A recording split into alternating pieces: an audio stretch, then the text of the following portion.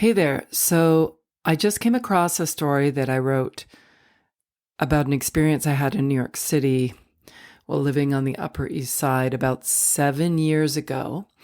And I thought instead of reading it and then editing or changing it at all, that I would read it aloud in real time right now with you. So with your permission, I'm going to go ahead and read it and see what we can discover. I vaguely remember the context and I'm kind of excited to read it, but I thought we could do it together and experience this just for something different. Okay, here we go. It reads, I had no idea when I walked out of my door that my evening would become so magical. It was around 7 p.m. and, after nearly 3 days of rain and gloom, the sun started peeking out just in time to set. I leapt at the opportunity to cure my cabin fever and threw a jacket over my only wear these at home sweats and set off to catch the sunset over the reservoir. I felt instantly better as I stepped out the door. Everyone was out enjoying the weather, and for a moment I considered going back in to change my clothes. It was warmer out than I had anticipated, and I was definitely overdressed.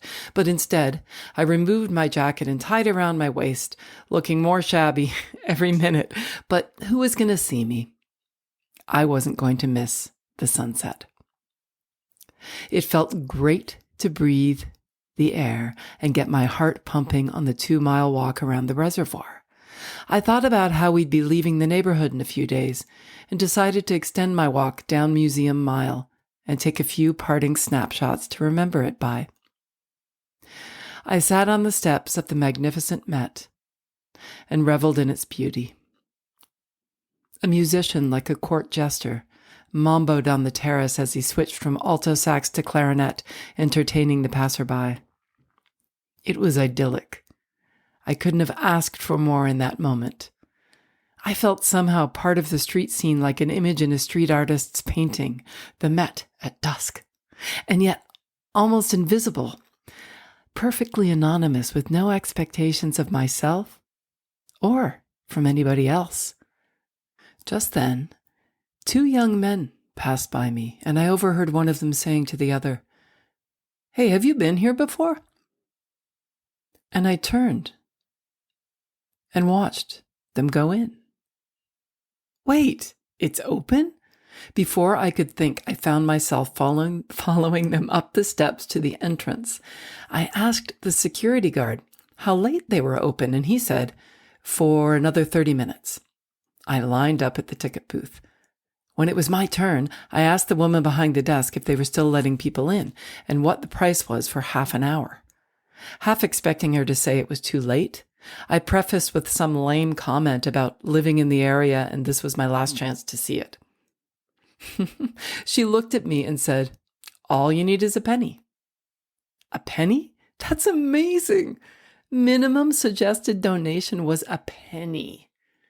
I love New York. Then I remembered running out of the house to catch the sunset. No wallet, just keys and my phone. She waited patiently as I desperately searched my pockets. I had never wanted a penny more. It was like the golden ticket to the magical kingdom. I must have been quite the sight in my baggy sweats and muddy work boots, jacket tied around my waist. Almost defeated. I found a dime. Triumphant, I presented it to her, my defenses up, holding her to her word, armed and ready to be met with a discriminatory glance or some excuse that it was too late now to enter the museum.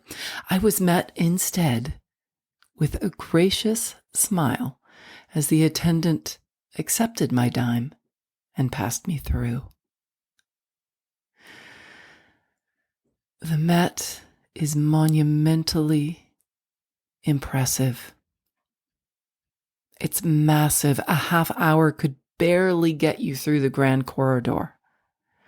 Determined, I asked the security guard for his recommendation, and he suggested I check out the fashion exhibit downstairs. I followed his directions and found the exhibit, which although absolutely lovely and on any other day of interest to a thespian such as myself, it wasn't what I was looking for. It was then that I stumbled upon the American wing, which I only recently discovered was the Charles Engelhardt Court. Standing alone, surrounded by the most beautifully stoic and graceful bronzes and sculptures in the glass ceiling courtyard atrium, was one of the most profound now moments I've ever experienced. I've never felt so mortal. These godlike figures looming over, non-judgmental and surreal. I proceeded to wander through the living rooms of Tiffany and Frank Lloyd Wright, imagining what it must have felt like to live back then.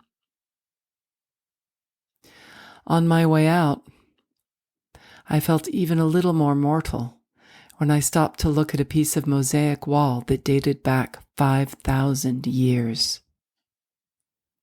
I will come back here to explore some more when I have more time, I said to myself. But nothing will ever come close to the experience I had tonight, my night, at the museum.